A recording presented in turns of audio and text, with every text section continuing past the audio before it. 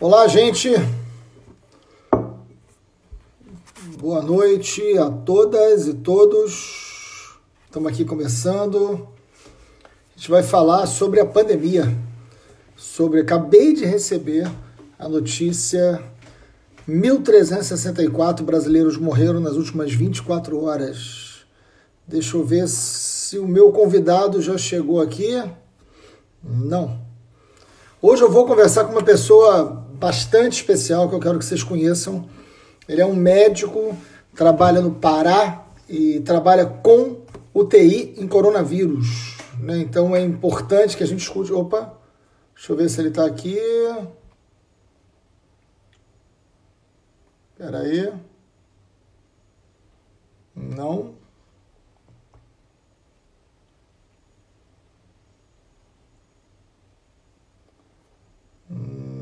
Opa.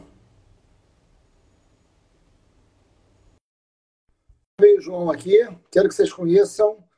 Vamos falar sobre o que a gente devia estar falando sempre. Está conectando. Ô, João. Opa, tudo bem? Boa noite, deputado. Aí, prazer enorme. Tudo bem? Tudo bem, o prazer é todo meu. Imagina. Obrigado por você ter entrado aqui com a gente. Parabéns pelo seu trabalho, antes de qualquer coisa.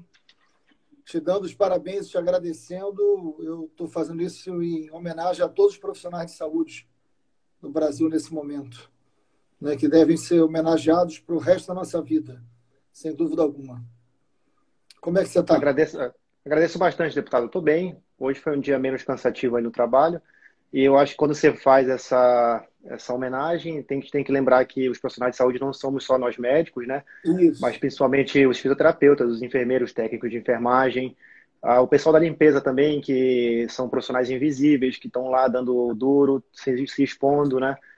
E eu acho que muito da nossa conversa vai ser em torno disso, vai ser em torno de que o SUS ele é muito mais do que um médico, uma receita, um remédio e o enfrentamento à pandemia também. Muito obrigado mais uma vez pelo seu convite. Não, muito obrigado por você estar aí no front. Você mora e trabalha em Santarém? Isso mesmo, deputado. Moro e trabalho em Santarém. Trabalho em Santarém, Pará.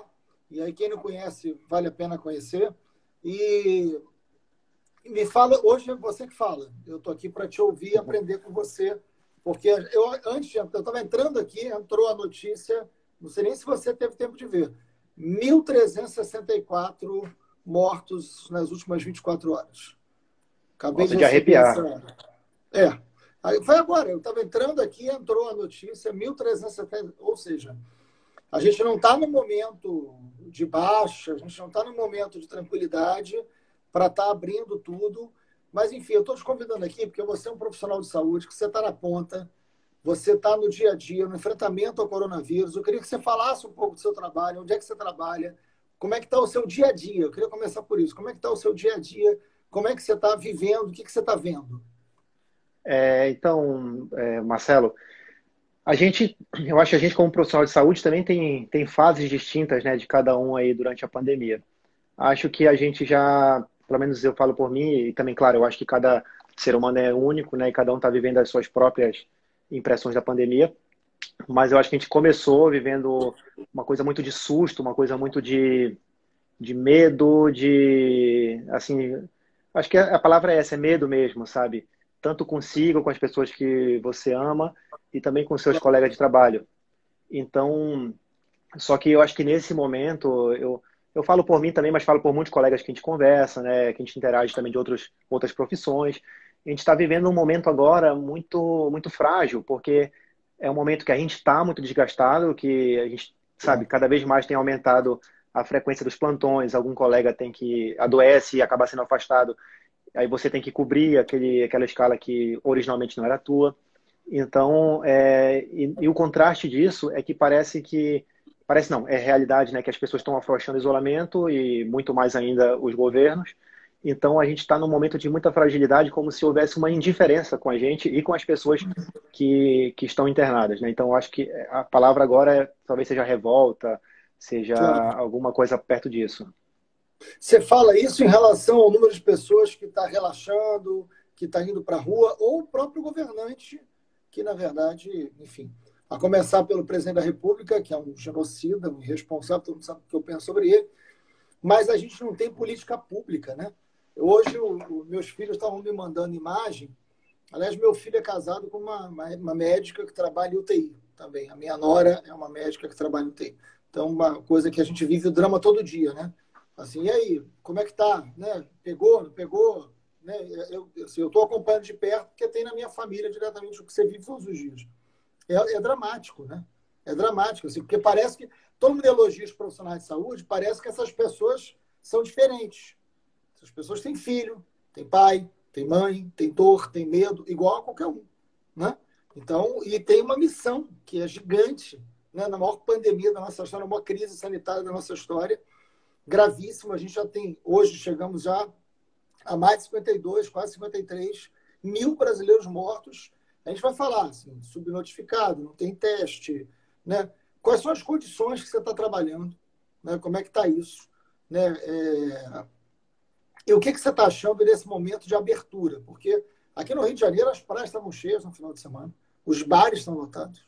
Uma coisa é assim, abrir o comércio e o cara é obrigado a trabalhar, porque se ele não for trabalhar, ele perde o emprego. Isso é uma coisa, né? Agora, bar está lotado, restaurante lotado, praia lotada, as pessoas na rua. Existe um efeito que eu entendo que é psicológico, é difícil, a gente não tem uma cultura né, do ficar em casa, a gente não tem uma cultura do confinamento. Mas não é o momento para isso acontecer, né? É, sem dúvida, deputado. E falando do Rio de Janeiro, né, pô, eu queria que você repensasse aí a sua desistência da candidatura. Eu acho que a cidade maravilhosa precisa de um cara como você ali para ser prefeito. E olha, eu não sou do Rio de Janeiro, né, nunca tive a oportunidade de votar em ti, mas eu doei para tua campanha em 2016 Olha, porque eu tava na residência no Hospital das Clínicas de São Paulo e meus amigos cariocas, porra, João, vamos doar, vamos doar, vamos vamos doar. lá. Me encheram Obrigado, tanto João. saco, cara, que me arrancaram R$ 50 para doar para tua campanha. Então, eu vou te Muito cobrar isso aí, bom. viu? E Obrigado. assim, sobre as condições de trabalho, eu trabalho no Hospital Regional do Baixo Amazonas, né, que é um hospital de referência aqui em Santarém. Santarém tem 300 mil habitantes, só que ela é uma cidade polo em saúde, né, para 1,5 milhão de pessoas. Então é um Isso. hospital as pessoas subestimam por ser no interior da Amazônia, mas é um hospital de grande capacidade, grande complexidade, bem moderno, com uma equipe muito boa, uma equipe multidisciplinar muito legal. E assim, eu posso falar com toda certeza do mundo, nunca faltou segurança para mim. Nunca faltou EPI, nunca Muito bom. faltou segurança mesmo, assim, sabe? Nunca faltou as condições de trabalho. É claro, eu acho que sempre no limite do que eles conseguem dar, né? Infelizmente, eu queria que tivesse mais colegas para poder a gente trabalhar um pouco menos, né? Mais gente também. Eu percebo que os enfermeiros estão sobrecarregados, todo mundo está sobrecarregado, os gestores estão sobrecarregados aqui. Mas eu tenho certeza, Marcelo, que infelizmente essa não é a realidade da maioria dos meus colegas e com certeza pela grande maioria dos cidadãos em todo o Brasil que estão sofrendo, sabe, estão numa penúria aí Exatamente. contra essa doença. E Você esse sabe que hospital é do aqui SUS, né?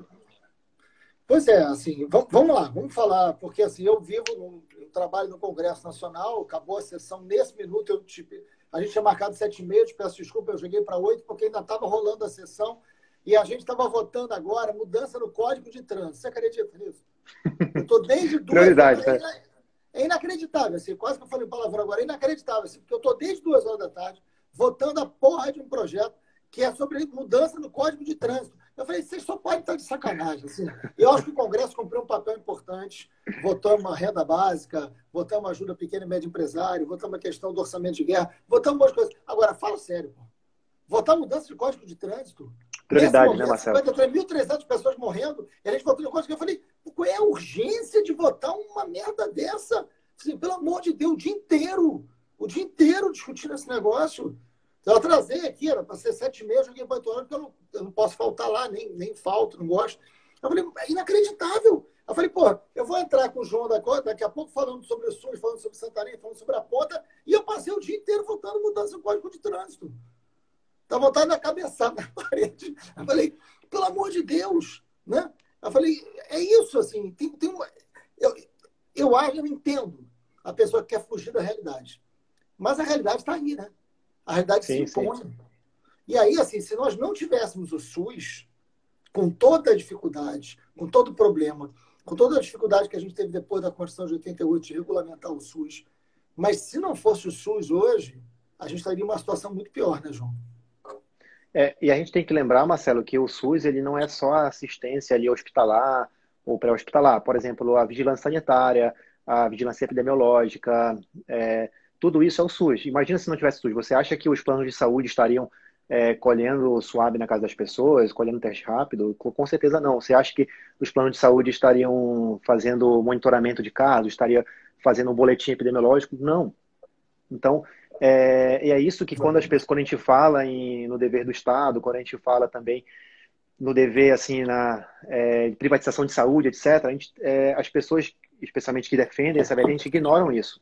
Ignoram que saúde é um processo muito mais amplo do que aquilo que a gente conversou. Um médico, uma receita, um comprimido, um paciente. Que a saúde ela é um conceito amplo, um conceito que até a gente lembra, né, na nossa Constituição de 88, nesse conceito da seguridade social, né, do bem-estar social. E a saúde também entrando nesse conceito aí, como um Estado provedor, um Estado tentando garantir o bem-estar social, e o SUS nascendo nesse contexto. É bom lembrar, para quem está ouvindo a gente, nem todo mundo é da área da saúde, né? Eu não sou, eu sou da área da educação, inclusive, mas vamos lembrar de uma coisa. A gente tem 210 milhões de brasileiros, né?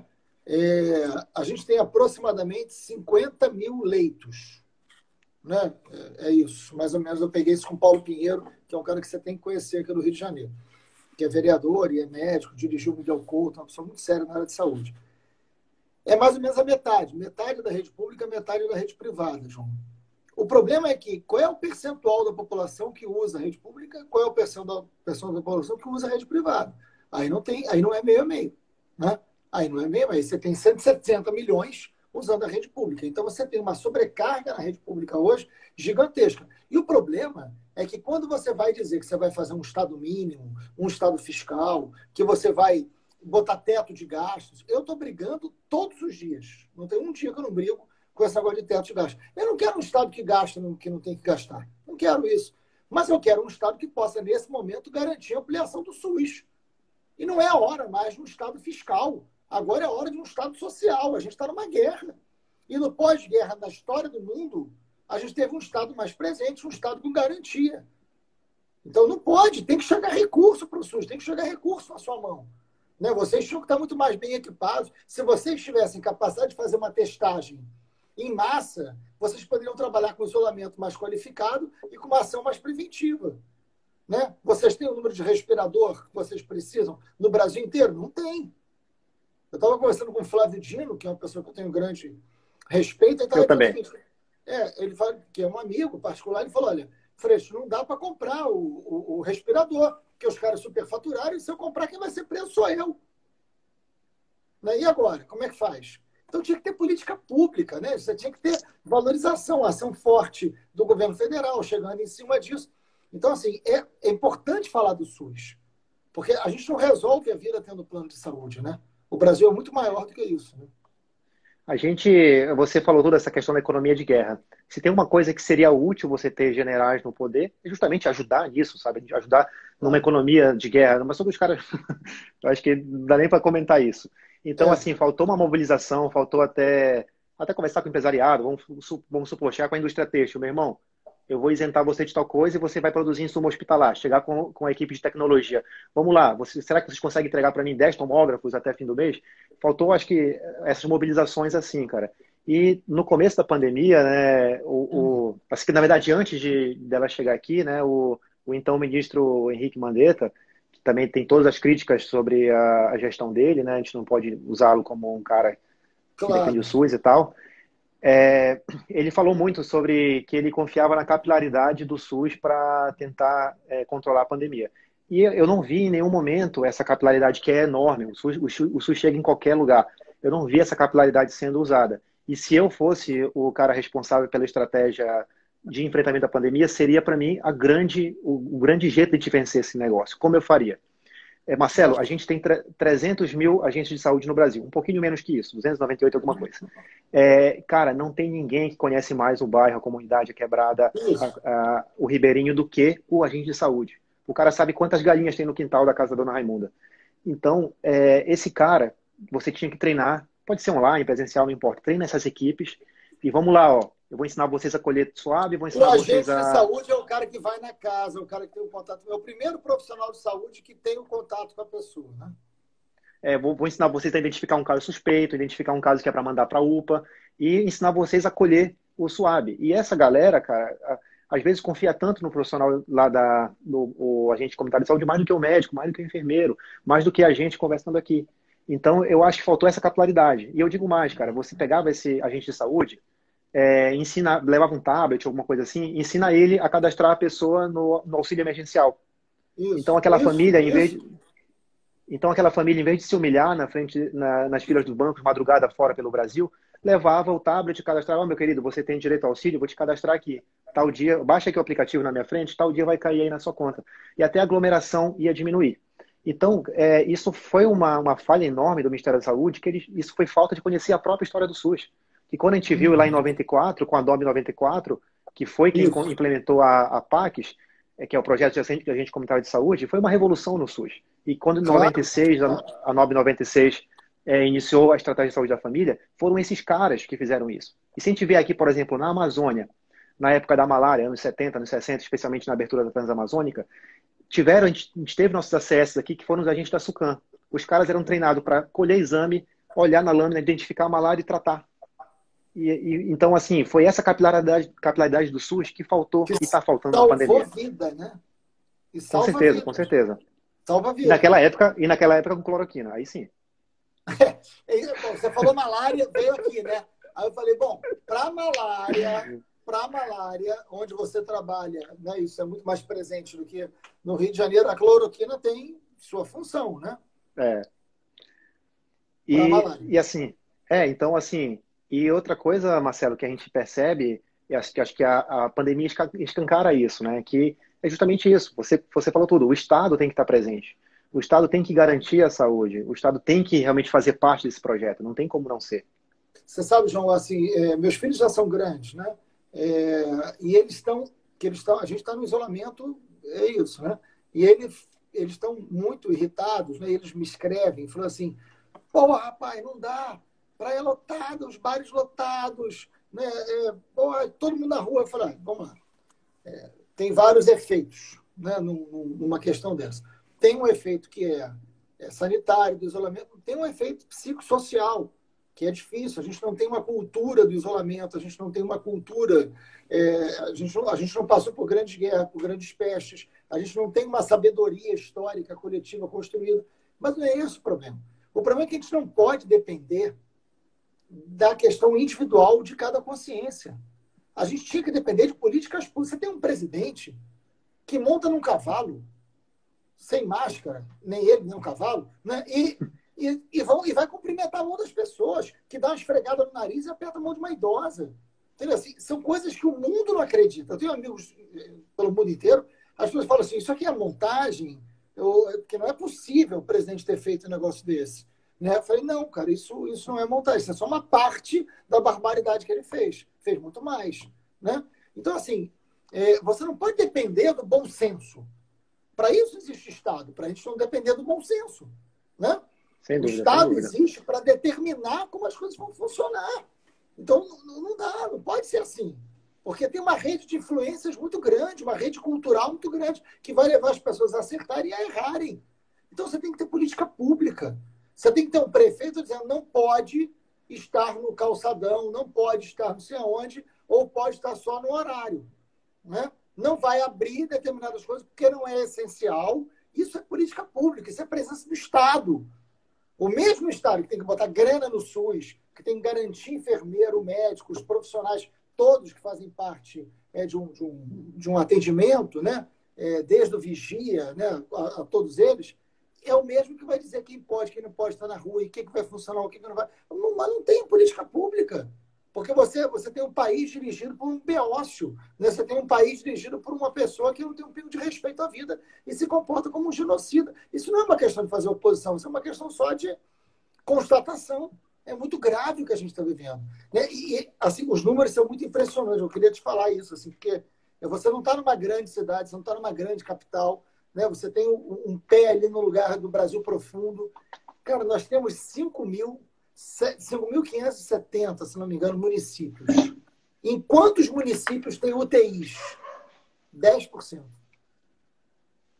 Só 10% dos municípios têm UTIs. Essa é a realidade brasileira, né? O Brasil não é Copacabana. O Brasil não é Copacabana.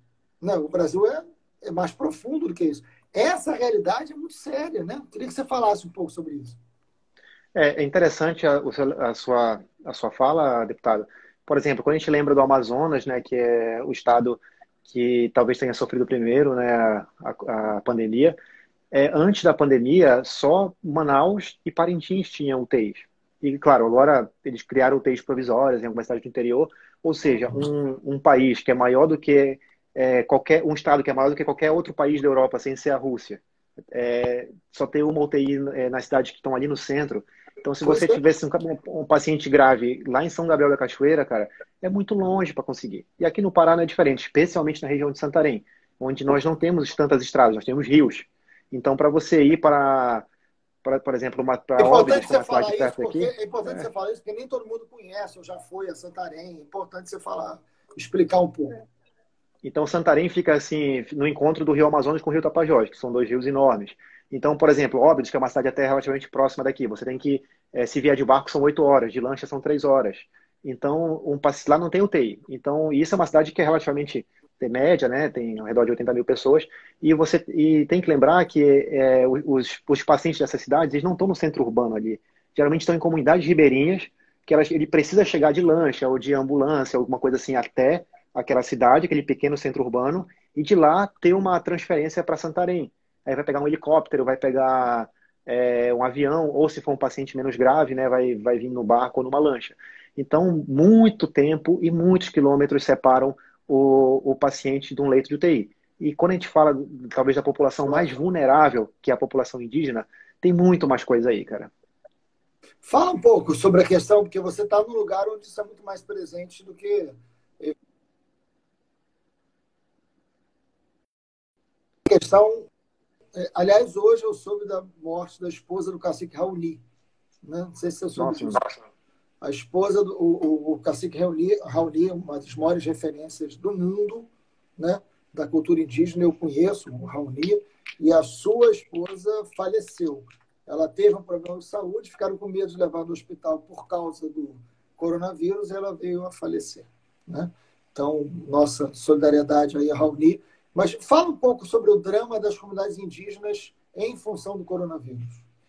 Uma coisa que realmente me incomoda é que, por exemplo, eu sou um cara daqui da Amazônia, eu sou branco, eu não sou indígena, então talvez assim, isso machuca, porque eu acho que a gente tinha que ter mais médicos que são indígenas, que são descendentes de indígenas, para poder conversar isso melhor, sabe? Então tudo que eu vou falar não vai ser uma coisa com tanta Claro. propriedade assim. Eu acho que a gente pode falar, é uma vírgula que a gente pode falar um pouco mais. Mas assim, a gente está vendo os pacientes chegarem, tem que lembrar que o indígena não é só o indígena aldeado, né? Também é o indígena que já vive em outras comunidades, tudo mais abertas, né? Assim, você isolar um cara que vive numa comunidade é muito diferente de isolar alguém num apartamento em Copacabana. Porque em Isso. comunidade não é assim, ó, aqui tá minha família, eu vou viver aqui, ponto final. Pá. Não, é tipo assim, a minha família faz a farinha, a tua família cria a galinha, a família do outro cria porco. Então, a vida em comunidade, ela é imbricada, sabe? As famílias, às vezes, tem 4 gerações morando na mesma casa, e isso não é pobreza, isso é cultura. Tá? Isso não tem Isso. que achar que o cara é o coitadinho, não. Aquilo ali é a cultura dele, entendeu? Então, como é que eu vou garantir, como é que eu vou fazer o isolamento de uma comunidade que vive há milênios assim, cara? Então, é claro que eles são bem mais fragilizados, e a assistência à saúde deles também. Exatamente. E isso, Marcelo, é para a gente lembrar do SUS, né? Quando a gente lembra da segunda diretriz doutrinária do SUS, é a equidade. Então, esses povos, você não pode dizer que eles são iguais a você em Brasília ou eu aqui. Não, eles Não. são diferentes, eles precisam de investimentos diferentes. Investimento não é Isso. só dinheiro, investimento também é recurso humano. Então, isso faz a gente lembrar do SUS. Claro. Não, e é muito importante. Você estava falando dos agentes comunitários, a gente está falando da saúde preventiva, né? Da saúde, do atendimento primário. Né? Isso é muito Uhum. importante em qualquer lugar das grandes cidades. A cidade do Rio de Janeiro, a gente está falando de Santarém, porque é importante entender que o Brasil vai além das suas capitais, das suas grandes cidades. A gente está falando de um Brasil profundo, de um país continental, né, que tem a sua complexidade, e aí a importância do SUS, aí a importância de ter recurso, daí a importância de a gente parar com essa bobagem de um Estado mínimo. O Brasil, Ah, mas o Brasil é a 10ª economia do mundo. É o 9º país mais desigual do mundo. Né? Nós somos o 9º país mais desigual do mundo. E o que mais mata na pandemia é a desigualdade. Sem O dúvida. Brasil, eu fiquei estarrecido com esse número. São 5 vezes mais negros mortos do que branco do coronavírus no Brasil. Né? O que explica isso? Não é uma questão biológica. O que explica isso é uma questão social. É desigualdade, é um racismo estrutural. Que, aliás, ontem a gente teve uma aula no Roda Viva, né, com o Silvio, Ah, que sem é dúvida. Nossa. brilhante. Eu falei com ele hoje, eu dei os parabéns para ele hoje. Genial. Quem não assistiu, gente, assistam o Roda Viva de ontem, professor Silvio Almeida. Assistam, né, para entender qual é a raiz profunda desse país racista, né, na sua estrutura. O enfrentamento à pandemia passa por uma questão racial, da desigualdade, do acesso ao SUS, do papel do Estado. E ele diz isso ontem, né? Ele falou, olha, não pode, esse Estado fiscal que quer tirar recurso público do Estado mínimo, isso é um Estado racista. É um Estado racista contra o indígena, né? Contra o ribeirinho, contra as populações quilombolas. É disso que a gente está falando, né? Marcelo, eu queria aproveitar que você tocou nesse ponto e lembrando também vamos chamar de aula, né, que a gente teve lá no Roda Viva ontem com o Silvio. Muito. Então, assim, quando eu penso no SUS, o SUS que eu sonho, a gente teve grandes avanços no SUS desde a sua criação, na década de 90, na década passada também, nessa década um pouquinho, e a gente eu acho que o grande marco negativo do SUS foi justamente a PEC dos gastos. E porque, assim, se tinha uma coisa que faltava a gente debater e realmente ampliar o debate, era do financiamento do SUS, que é o grande problema. E eu acho que foi aí que a gente parou, aí que foi o grande problema, cara. A gente não conseguiu transpor essa barreira. E o que eu desejo para o SUS é uma perestroika aos avessos, às avessas. Eu quero mais investimento, eu quero mais Estado no SUS. E quando a gente fala também, mas não é, você pode injetar trilhões de reais, que não é só isso que vai resolver. Eu acho que a gente tem que ter mudanças políticas muito importantes na saúde e também na educação, em tudo, em todo o Brasil. Porque a saúde, cara, ela, repito, não é receita, comprimido, paciente médico. Saúde é um conceito amplo, saúde é tudo. Isso. Saúde é teu lazer, é tua cultura, é tua educação, saúde é teu emprego, a tua segurança. Então, para eu garantir uma saúde de qualidade, eu tenho que garantir muita coisa. E o Estado tem que estar em várias coisas ao mesmo tempo, não só no postinho ou no hospital. E então, cara, eu vou te contar duas histórias que eu separei para a gente tentar mostrar como é importante isso. A primeira foi assim, 2017, reforma trabalhista. Logo que saiu a reforma trabalhista e tal, eu estava lá na minha residência atendendo, ia chamar um paciente, né, li a história dele, fui ver os exames. Eu falei, putz, esse cara não colheu os exames? Que irresponsável, esse paciente não colheu o exame. Aí eu chamei ele lá, ô, seu fulano, entra aí, cara. Aí falei, pô, você não colheu os exames, cara? Pô, doutor, deixa eu te explicar. Eu sou terceirizado agora. Desde que eu fui terceirizado, eles não me liberam para eu colher o exame. Só liberam no dia da consulta. Se eu for, eu perco o emprego, eu vou me descontar o dia. Olha Aí quando isso. eu falei, pô, que chato, cara. Aí foi passando o tempo. Passava as semanas, você via que isso ia piorando. Sabe, isso se tornava cada vez mais comum. Pô, eu não fui, Ou aquela seja, ressonância que você pediu, doutor, eu não consegui fazer. a precarização do trabalho gerando a precarização da saúde. Isso. Aí, poxa, porque você não veio naquela coisa que a gente marcou? Pô, cara, eu sou Uber agora e não deu, ia ficar sem grana se eu fizesse isso. Então, assim, o que adianta se o meu hospital tem os melhores remédios, os melhores médicos e tudo mais, a melhor estrutura, se o meu paciente, se ele não vai na consulta, uma coisa, ele vai perder o emprego, entendeu? Que direito é esse que eu estou dando para ele? Que saúde é essa? Então, a Exatamente. gente percebe isso. E a gente percebe também, Marcelo, na gente, cara. Por exemplo, aqui na pandemia, se eu adoecer amanhã e pegar o coronavírus, eu vou ser afastado do trabalho, vou ficar isolado na minha casa, mas eu não recebo um centavo. Porque a gente é terceirizado, o enfermeiro é terceirizado, não tem férias, não tem insalubridade, não tem 13º. Entendeu? Então, o cara adoece cuidando... Esse é o estado mínimo que esses caras É, defendem, né? Esse é o estado mínimo que eles defendem. É isso. E aí, parabéns ao profissional de saúde. Aí o cara fica doente e para de receber. Como sem parabéns? dúvida. Como parabéns? Entendeu? Que estado é esse, cara? É.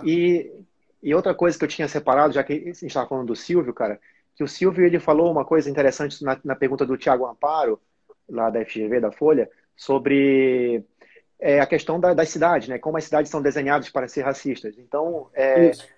eu tenho uma outra coisa que aconteceu comigo que me marcou muito, cara. Em 2018, eu era R4, estava no último ano de reumatologia, e um cara lá da Bahia, o Lucas, até me ligou hoje, quando ele soube da nossa live, ele me ligou para me parabenizar e tal, disse que te adora. Que bom. Ele aconteceu o seguinte, o Lucas é um cara da Bahia, negro, um médico preto, assim, usa dreadlock, sabe, usa Que são trança, pouquíssimos. pouquíssimos, pouquíssimos. Que são E ele foi fazer um pouquíssimos. estágio com a gente lá na USP. E beleza, então assim, a gente se deu muito bem e tal, e o cara é um excelente médico.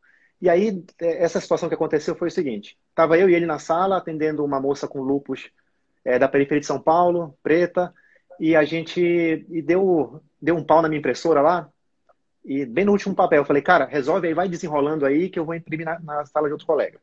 Aí beleza, demorei assim uns 5 minutos lá. Quando eu voltei, cara, os dois estavam num papo super fluido. Ele e o paciente, sabe? Ela e o médico, se olhando e tal. E eu peguei a seguinte cena, ela falando para ele, cara, que bom que você tá aqui. Então, assim, isso mexeu muito comigo, cara, porque, Claro. assim, eu poderia ser, naquela hora, o melhor médico do mundo, o Drauzio Varela, que seja, e, sabe, tá fazendo o melhor por ela, mas tem um limite, cara, tem um limite no qual o paciente precisa se enxergar no médico.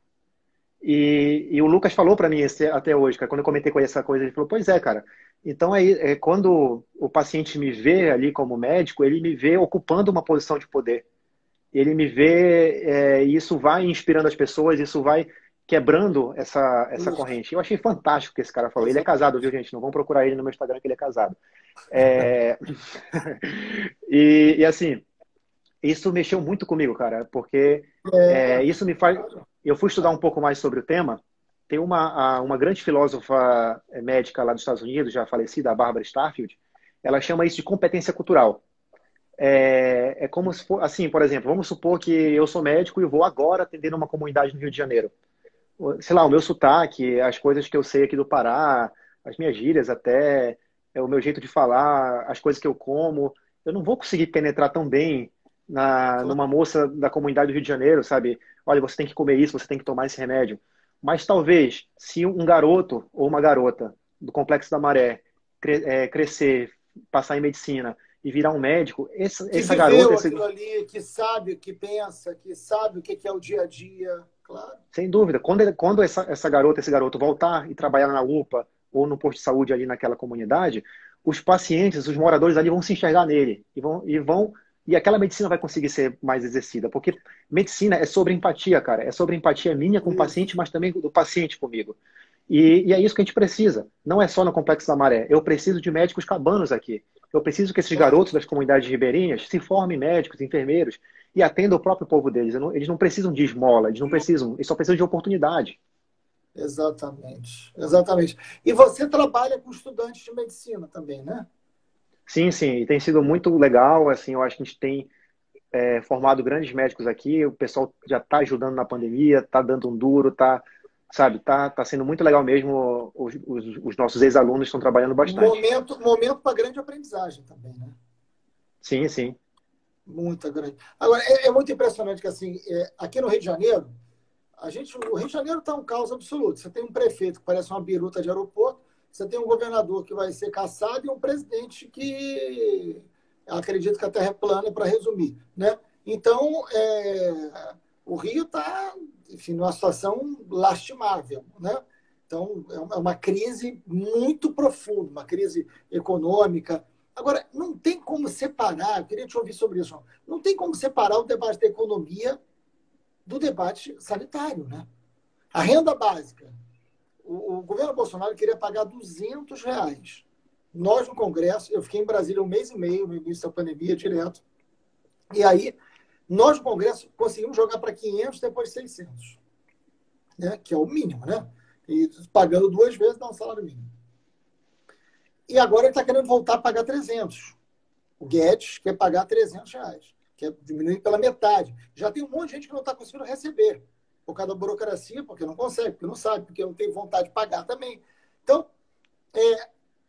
não tem como separar. Os R$ 600 da renda básica é uma medida econômica e é uma medida sanitária. Porque se o cara não receber aquilo, ele não fica em casa. O Rio de Janeiro é uma cidade que tem 6 milhões, um pouco mais de 6 milhões de habitantes. Um terço vive em favela. Um terço do Rio vive em favela. Essas pessoas, quando você fala em isolamento, o cara mora com 8 pessoas numa casa de um cômodo. Não tem saneamento básico e não tem água potável. Como é que você fala em saneamento? Né? Ou você vai pegar uma comunidade ribeirinha que tem uma cultura coletivista, o tempo inteiro você vai ficar isola. O cara não sabe viver isolado. A economia do local depende de algo que é baseado na integração. Então, assim, tem um limite aí muito profundo, social, cultural, econômico. Essas medidas são sanitárias e econômicas ao mesmo tempo. Essa tentativa de separar isso é um desastre. É um desastre. Então, assim, tem que ter. A renda básica está chegando em Santarém, está chegando nas comunidades ribeirinhas. Como é que está isso, João? Uma coisa, quando você falou sobre o Rio de Janeiro ter um terço, né? Eu não consigo nem fazer tanta interjeição, porque Belém e Manaus tem 55% da população favelizada. 55%. É quase o dobro aí do Rio de Janeiro. Então, quando a gente fala em favela, você pensa no Rio de Janeiro, Cidade de Deus, sei lá, qualquer coisa do tipo. Claro. Mas, cara, Belém e Manaus são as cidades mais favelizadas do Brasil. E Isso. você vê é só olhar as estatísticas e ver o estrago que a Covid fez e tem feito. O Pará, Freixo, já matou mais gente do que a China. O Pará tem 175 vezes menos gente que a China e já tem o mesmo número de mortos. A cidade do Então, Rio também. só a cidade do Rio já tem 4.600, então, por aí? Nossa. Então, olha o que a gente está discutindo, cara. O absurdo, esse é o absurdo do absurdo. Então, assim, eu acompanhei esse trabalho do Congresso e é engraçado que o governo ainda deixou assim como se, olha, nós estamos dando R$ 600 e como se não tivesse sido uma luta do Congresso, né, uma luta das pessoas que a gente elegeu para brigar por isso. Então, agradeço pelo seu papel, eu vi como você foi atuante Não, nisso. imagina, obrigação.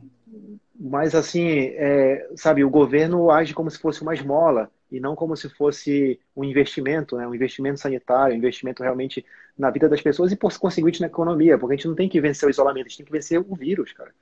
E é isso que, sei lá, eu não sei se eles fingem que não entendem ou o que está acontecendo lá. Eu acho que você que está aí sabe para dizer melhor que eu, né?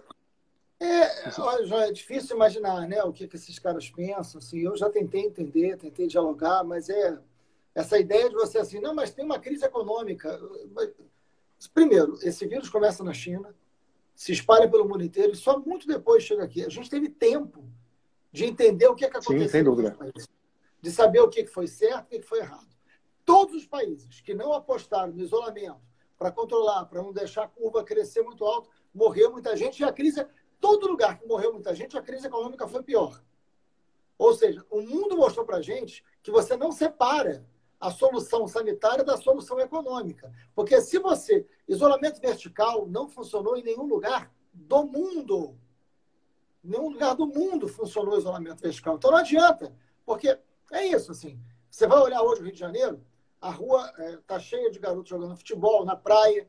São jovens, dificilmente vão morrer. Isso é verdade. É verdade. Esses jovens dificilmente vão morrer. Só que eles vão para casa. Só que eles podem pegar um ônibus. E uma idosa, um idoso, né, um diabético, uma pessoa com alguma comorbidade pode pegar deles e pode morrer. São 1.300 mortos hoje no Brasil. É disso que a gente está falando.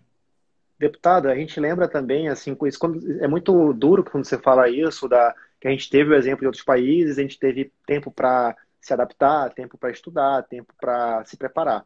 E você está vendo isso acontecer dentro do país agora. Porque, claro, nós somos um país continental e é claro que as curvas são distintas, é claro que você não pode comparar, né? Mais uma vez a gente fala de equidade. Não dá para comparar a cidade do Rio de Janeiro com, sei lá, Campo Grande, com Teresina. Cada um vive sua própria realidade. Então, vamos separar aqui Rio, São Paulo, Pará e Amazonas. São estados, bom voltar ao Ceará também, que tem sofrido um pouco mais aí com a pandemia.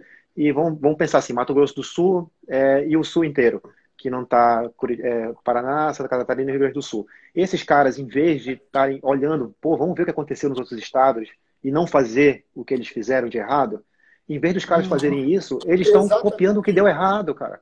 Isso. Assim, é inadmissível, é uma irresponsabilidade sanitária assim, sem precedente na nossa história. Exatamente isso. Exatamente isso. É um negócio muito impressionante. Não adianta. Assim, não, parabéns aos enfermeiros, parabéns aos médicos, parabéns aos técnicos, mas aí você vai e faz o contrário do que esses profissionais estão pedindo. A Organização Mundial de Saúde é um espanto, né? Mas eu queria te fazer uma pergunta que eu não posso deixar de fazer isso, o tempo está correndo muito rápido aqui. O que você acha? Você é um profissional de saúde que está na ponta. E é muito importante a gente ouvir o Norte, ouvir esse Brasil inteiro, né? Não ficar só no Sudeste, que parece às vezes que o Brasil começa e termina no Sudeste. Não é verdade. O que você acha? A gente está mais de um mês sem ministro da Saúde. Porque é bom lembrar. Cara, É bom lembrar. assim, eu até pensei, Marcelo, às vezes eu fico pensando, quem será que ele vai arrumar? Eu brinco lá no Twitter, cara, eu sei que você é flamenguista e tal. Sou. Imagina assim, imagina fim de campeonato brasileiro ano passado. Você acha que o Jorge Jesus ia largar o Flamengo para assumir o Cruzeiro, perto de cair? Não, Não ia, não ia.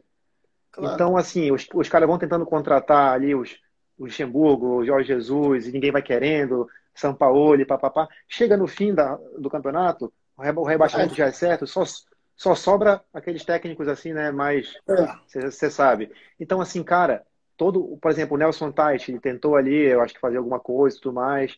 Só que, cara, é o nome da pessoa, é uma carreira.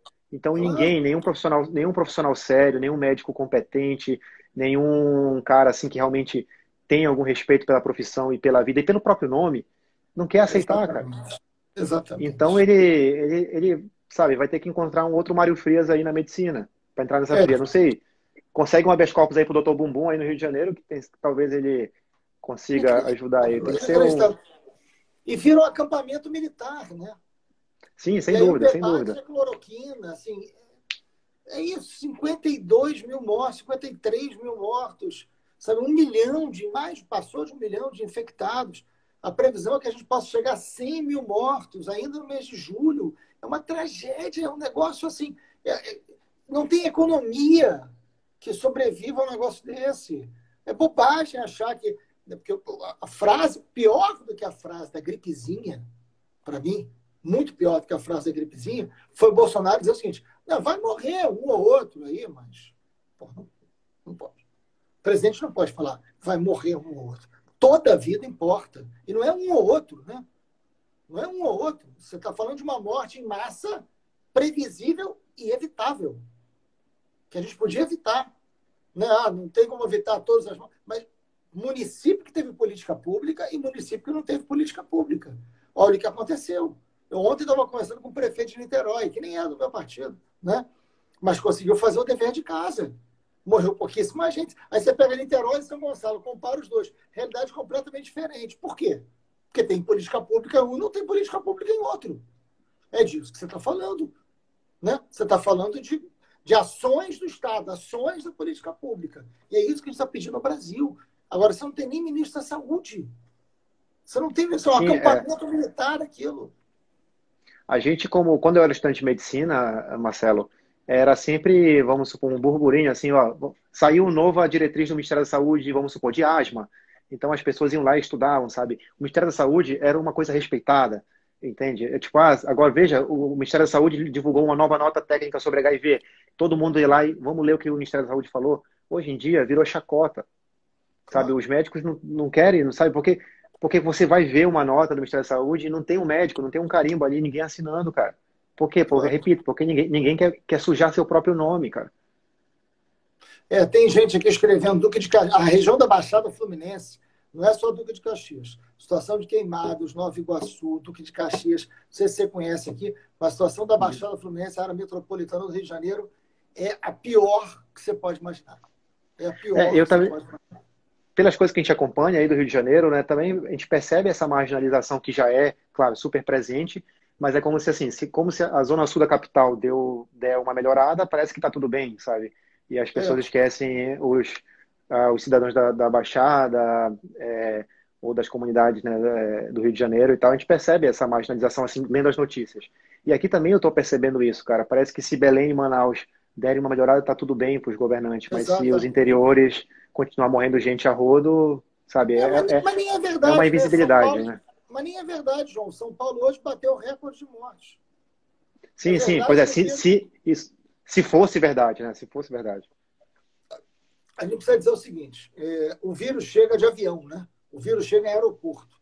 Então, a primeira classe, o primeiro setor da sociedade que é atingido, começa a sofrer, é um setor elitizado, é verdade. né? Uhum. E isso começa a se capilarizar, começa a interiorizar, está chegando na região sul agora, só agora está chegando na região sul. Meus amigos de Porto Alegre, Santa Catarina, né, estão preocupadíssimos, né? Porque está chegando na região sul, está se interiorizando e está chegando nas áreas mais pobres. Então, a tendência da gente é a gente ver o povo que tem menos acesso ao SUS, que tem menos acesso ao UTI, que mora em cidades que você não tem sequer UTI, que tem que ser transportado, né, sofrerem mais com isso. Então, o número de pessoas mortas pode chegar a um número muito maior do que a gente tem hoje. E a gente está tratando como se estivéssemos no final da pandemia. Não estamos no final da pandemia. Queria, assim, por fim, que você falasse isso. A gente não está no final da pandemia, né? Não, de maneira nenhuma. E o pior, Marcelo, é que eu não consigo entender de onde saiu essa informação, sabe, de que estamos no final. Sendo que a Pois é. mídia toda hora está falando as coisas reais, os políticos sérios estão falando isso, nós médicos, nós profissionais de saúde temos falado isso. O brasileiro que vê o seu familiar sendo internado, sofrendo, morrendo, está vendo que não está no final. E de onde que saiu esse negócio todo? É Pois é. justamente, cara, a falta de uma liderança política, porque por mais que o presidente seja um cara que nem todo mundo votou nele, né? Eu, você, eu acho que acredito que todo mundo está vendo a gente. Por mais que esse cara, mas ele é um cara que representa a gente ali, entendeu? Então ele deveria servir de uma liderança para todo Claro. mundo. Só que nem assim o brasileiro olha aquele cara e pensa assim, o seu Raimundo da periferia daqui de Santarém, ele deve pensar, se o presidente não respeita esse Isso. troço, porque é eu que tenho que respeitar. Porque eu que tenho que fazer minha parte se o cara lá não está fazendo.